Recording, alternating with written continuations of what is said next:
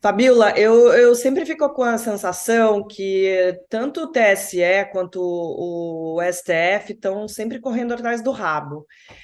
A gente viu o que aconteceu na eleição em 2018 e assim, tivemos aí 4 anos até 2022 para que a gente chegasse numa eleição bem diferente do que a gente chegou.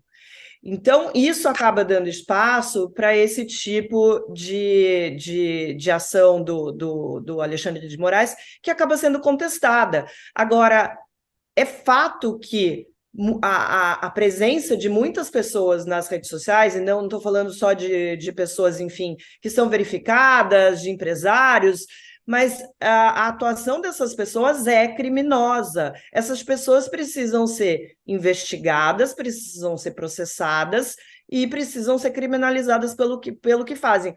Só o fato de você banir a presença dessas pessoas das redes sociais não vai resolver o problema que a gente está vivendo de fake news já há muitos anos. A gente precisa, de fato, uma legislação, a gente precisa, de fato, que as redes tenham mais responsabilidade no espaço que elas dão para esse tipo de mensagem. Não estou falando aqui de liberdade de expressão, eu sou uma grande defensora da liberdade de expressão, eu quero sim continuar falando as coisas e escrevendo as coisas que eu falo sobre políticos, sobre pessoas do meio jurídico, e quero que outras pessoas que não pensam como eu penso também tenham esse direito. Agora, qual é o limite disso? O limite a gente já sabe, o limite está na legislação, pelo menos ao que se refere a homofobia, a racismo, a gente já sabe qual é o limite para isso.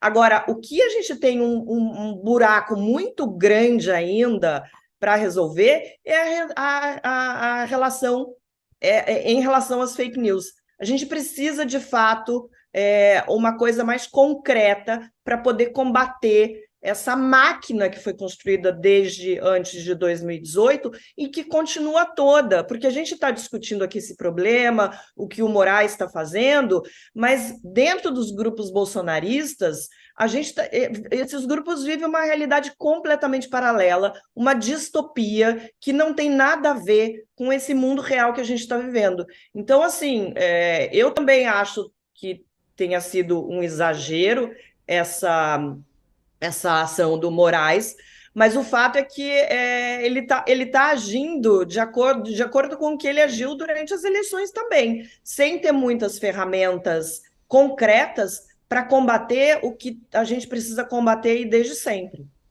Boa. É algo muito difícil na situação que a gente está vivendo. Como você falou, quando a gente entra nas redes bolsonaristas, é inacreditável. Aliás, nos pedidos, né? Aquela imagem, inclusive nesse final de semana teve de novo a própria Cássia Kiss, a atriz, eles pedindo intervenção militar, que nem existe ali, a intervenção federal, um monte de coisa. É uma loucura e que a gente até, na entrevista ali com aquele professor, né, Marilis, ele explicou super bem o quanto essa extrema direita radical, ela capta a mente das pessoas, parece que a pessoa parece ficar dominada por uma coisa nem tá fora de órbita, é uma coisa bem, bem, bem maluca.